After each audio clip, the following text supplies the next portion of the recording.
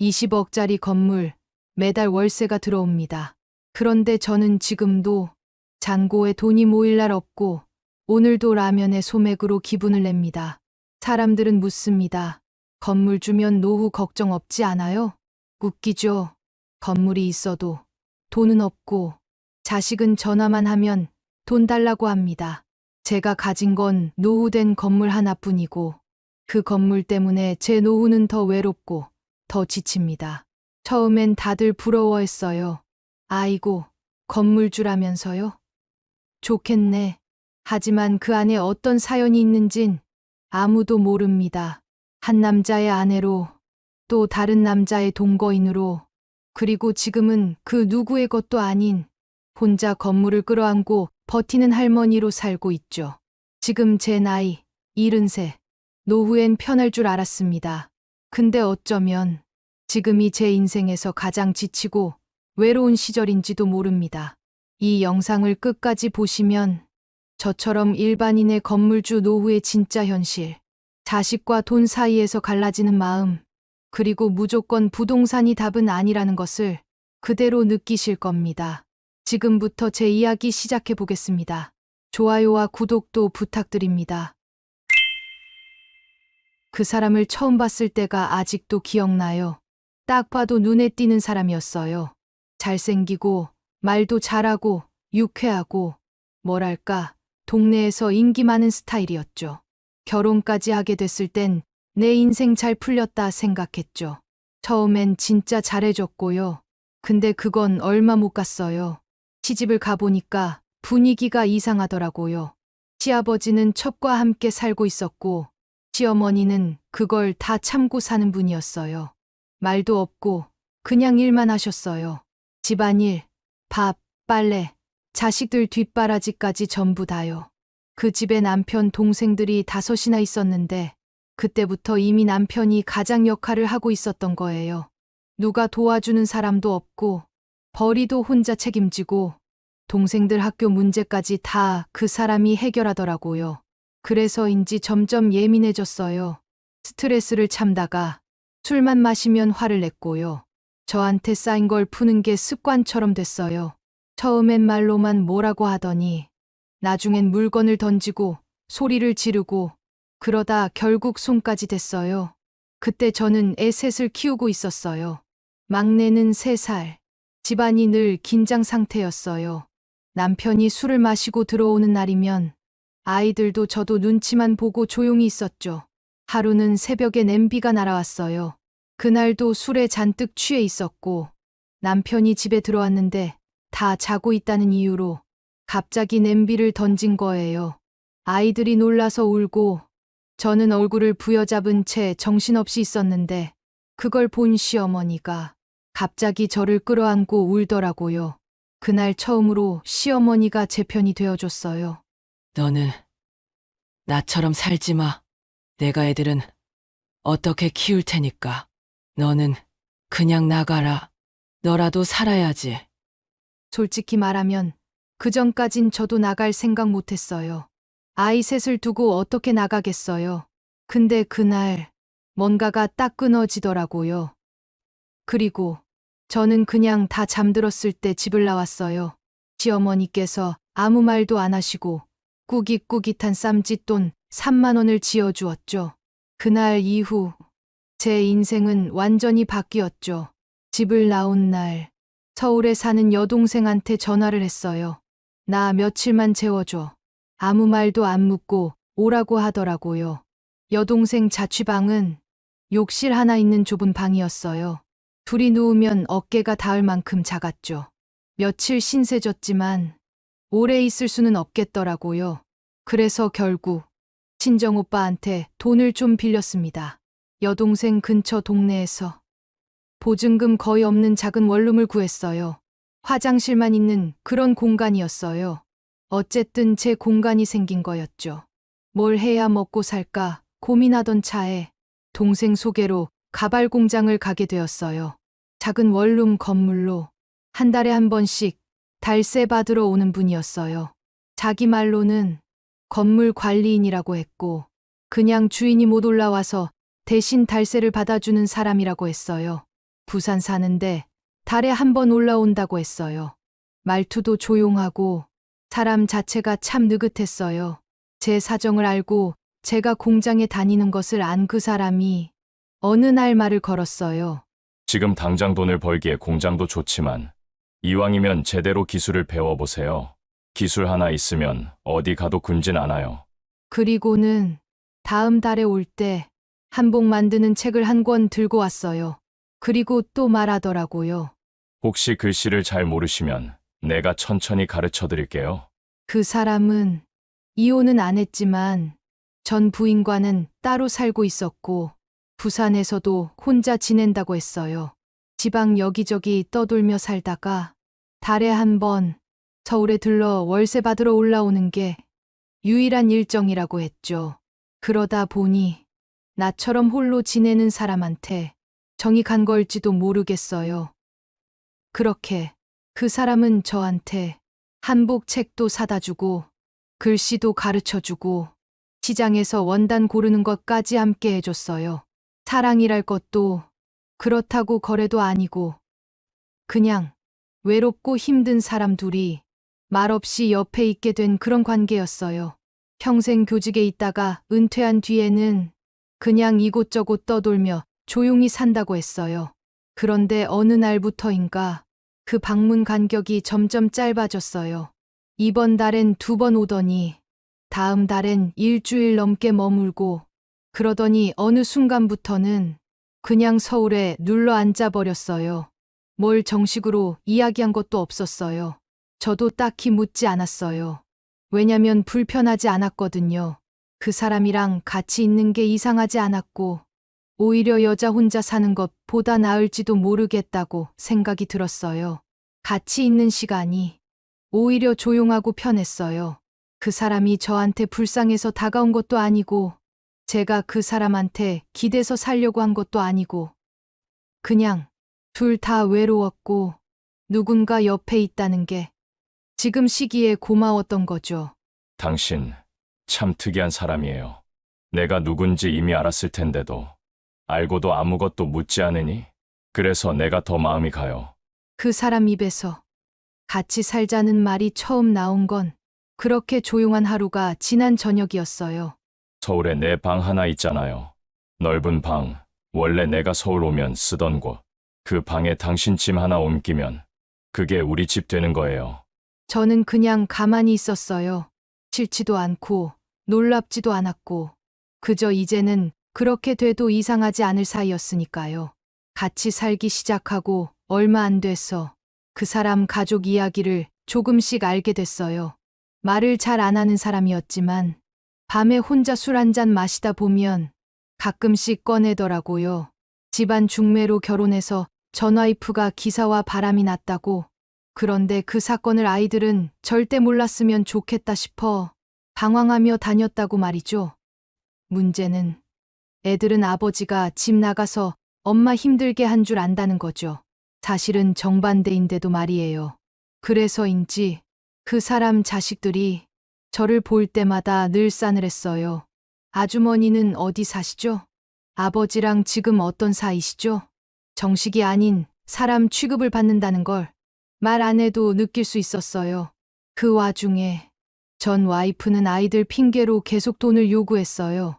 이미 충분히 주고 있는데 불구하고 말이죠.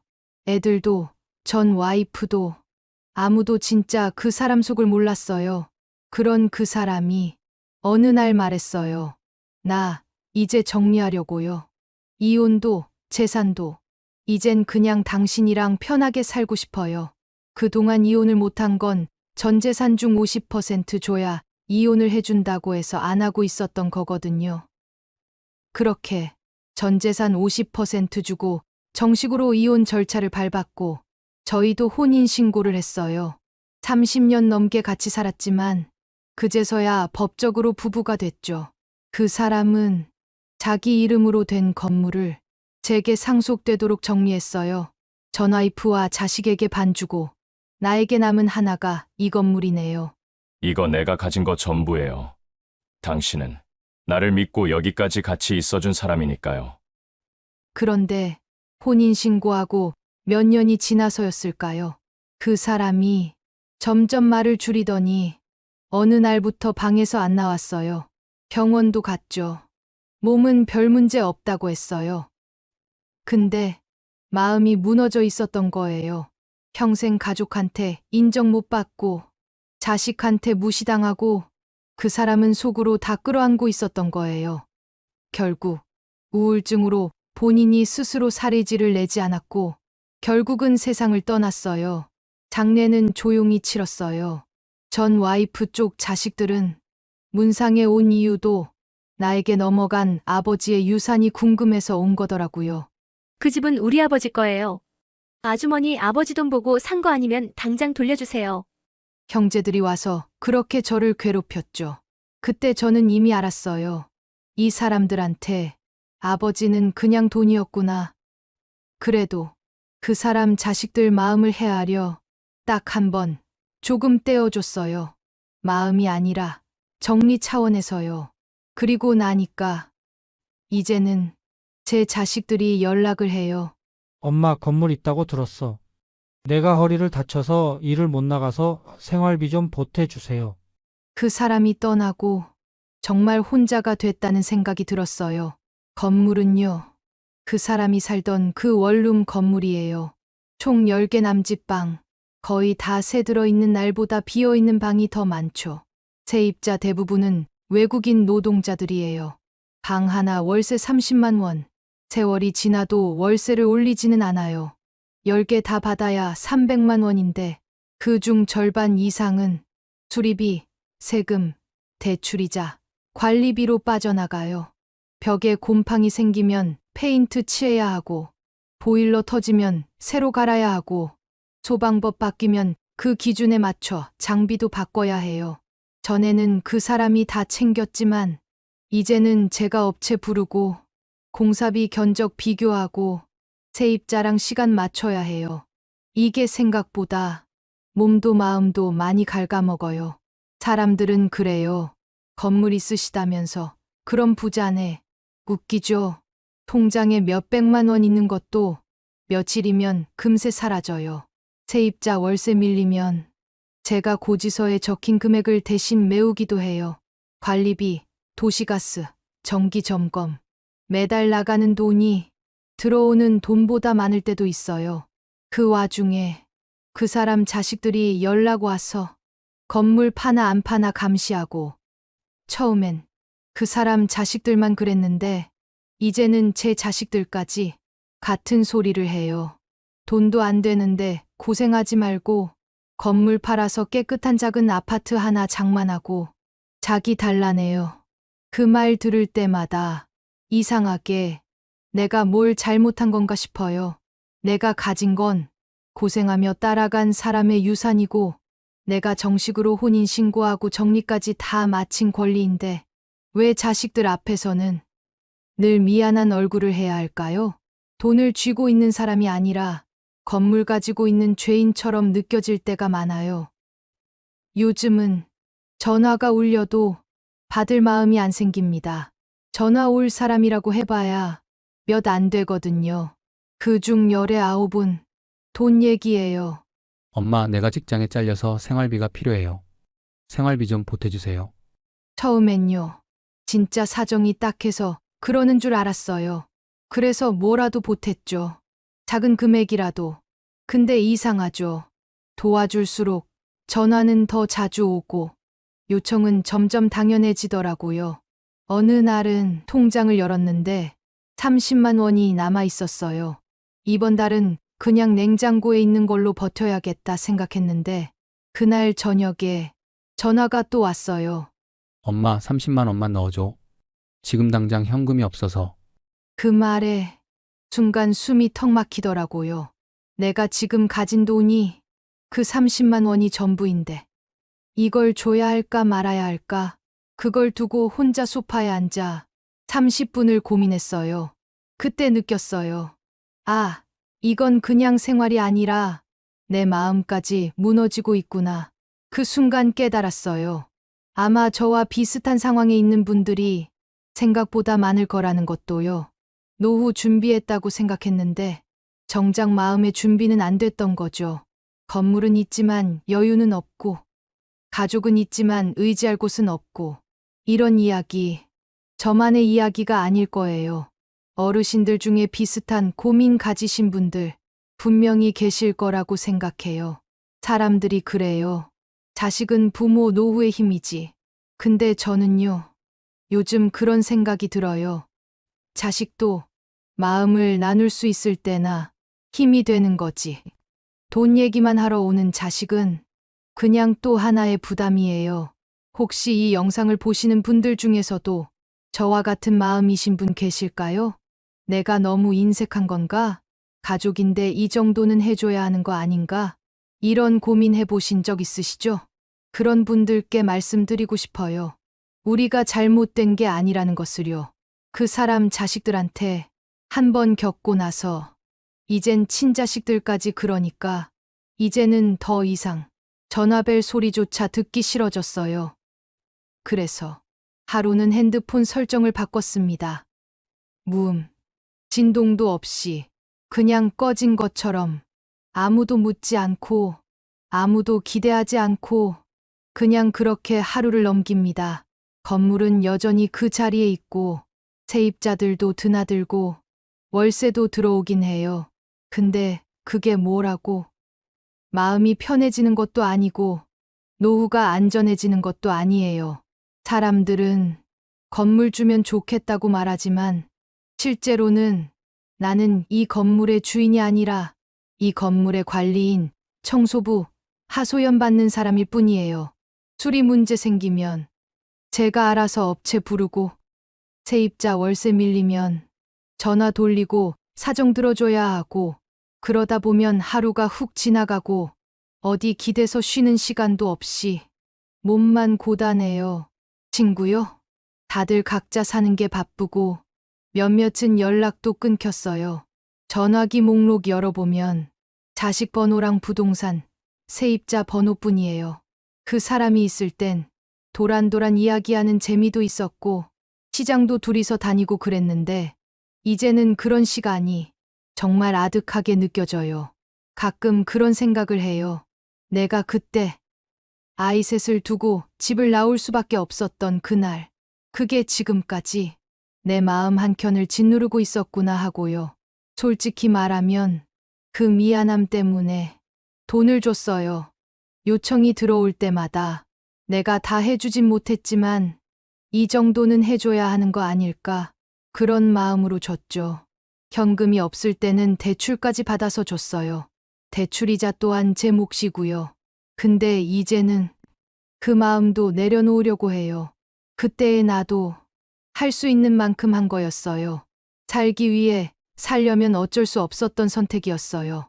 내가 자식들을 버린 게 아니라 그 집에서 자식과 내가 모두 살 길이 그 방법이라고 생각했어요. 그걸 이제야 내 스스로에게 말해줘요. 미안함으로 평생 끌려다니지 말자. 자식에게 미안함은 줄 수 있어도 자존심까지 줄 순 없다. 그래서 요즘은 조금씩 선을 그어요. 그건 내가 도와줄 수 없어. 이번 달은 안 돼. 지금 나도 여유가 없어. 그 말을 하면서도 마음 한쪽은 아프지만 그래도 그게 내가 나를 지키는 방법이에요. 솔직히 말하면 아이들을 두고 집을 나왔던 그날 이후로 제 마음속에는 늘 미안함이라는 돌멩이 하나가 박혀 있었어요. 밥은 제대로 챙겨줬을까? 아플 땐 누가 곁에 있었을까? 엄마 없이 자란다는 게 얼마나 서운했을까? 그 마음이 세월이 흘러도 건물이 생겨도 절대 없어지지 않더라고요. 그래서였어요. 처음에 자식들이 손을 내밀었을 때 주저없이 도와준 것도 내가 함께 해주지 못했으니 지금이라도 도와야 하지 않을까. 어릴 땐 못 챙겼지만 지금이라도 뒷바라지는 할 수 있잖아. 그렇게 스스로에게 이유를 만들어가며 돈을 줬고 부탁을 들어줬고 전화가 오면 곧장 받았어요. 그 아이들이 내게 엄마라고 부르기만 해도 가슴이 덜컥 내려앉을 만큼 그 미안함이 늘 앞섰어요. 그런데요. 이제는 그 미안함마저 놓아줘야겠다고 생각해요. 그때의 나는 살아남아야 했고, 숨을 쉬어야 했고, 3살짜리 막내를 끌어안고 맞는 주먹을 계속 맞을 순 없었어요. 그건 도망이 아니라 살기 위한 선택이었어요. 오랜 시간이 걸렸어요. 그 선택을 나 스스로 이해하는 데만 수십 년이 걸렸어요. 이제는 그때의 나에게 말해주려고 해요. 괜찮아. 그만 미안해해도 돼. 여러분 그만 미안해해도 되는 거 맞는 걸까요? 이제는 자식에게도 말하려 해요. 나는 더 이상 죄책감으로 사는 엄마가 아니야. 이제부터는 나를 위해서 살 거야. 사람들은 여전히 묻겠죠. 그래도 자식인데 그렇게까지 선을 그어야 해요? 하지만 전 이제 알아요. 그렇게까지 선을 그어야만 내가 자식들에게 짐이 안 되게 살 수 있다는 거요. 요즘은 아침에 눈 뜨면 가장 먼저 쓰레기통부터 들여다봐요. 세입자들이 놓고 간 박스, 제때 안 버린 음식물 쓰레기, 하나하나 모아서 분리하고 재활용도 깨끗하게 헹궈서 내놓죠. 비 온 다음 날엔 옥상에 올라가 물 샌데 확인하고 틈새에 시멘트 바르고 화단 둘러보고 물도 줍니다. 어떨 땐 이 건물이 제 자식처럼 느껴져요. 말은 못해도 어디 아픈 건지, 어디 손봐야 하는지, 이젠 눈만 봐도 압니다. 사람 만날 일도 줄었고, 전화 오는 일도 많지 않아요. 그래도 지금은 그게 제일 편합니다. 지금 하루는 시장 다녀오고, 세입자 고지서 챙기고, 점심 먹고 잠깐 낮잠 자고, 해질 무렵엔 화단에 물 주며 마무리하는 삶이에요. 예전엔 그렇게 조용한 하루가 외롭고 허전하게 느껴졌는데 지금은 오히려 내가 내 삶을 조용히 들여다볼 수 있는 소중한 시간이에요. 요즘은 자식들이 또 돈 얘기를 꺼내도 제가 조심스럽게 말하곤 해요. 지금 당장은 도와줄 수 없어. 예전처럼은 안 돼. 엄마도 노후에 쓸 돈이 필요하거든. 하지만 제 속마음엔 늘 이런 생각이 있어요. 그래도 이 건물 하나 남기면 그게 자식들한테 미안함을 대신할 수 있지 않을까. 돈으로는 다 못해줘도 이 집 하나 내가 끝까지 관리 잘하고 마지막에 그 아이들 손에 들어가면 그게 조용한 보답이 되겠죠. 그래도 가끔 자식이 집에 온다고 하면 아직도 된장찌개를 끓여요. 그 애가 좋아하던 애호박 많이 넣고 두부는 큼직하게 썰어서 미안한 마음을 다 담아서 전해요. 그게 지금 제가 자식한테 해줄 수 있는 가장 진심 어린 사랑 같아요. 혼자이지만 혼자가 아닙니다. 지금 제 삶은 누구에게 끌려가지 않고 누구의 눈치도 보지 않고 그냥 제가 선택한 하루를 제가 감당하고 있는 삶이에요. 긴 이야기 들어주셔서 감사합니다. 혹시 이 이야기가 당신 마음에도 조용히 닿았다면 구독과 좋아요로 함께 해주세요. 노후의 마음, 그 누구도 함부로 판단할 수 없는 이야기. 우리는 그 이야기를 끝까지 함께 나누고 싶습니다. 다음 영상에서 또 인사드릴게요. 고맙습니다.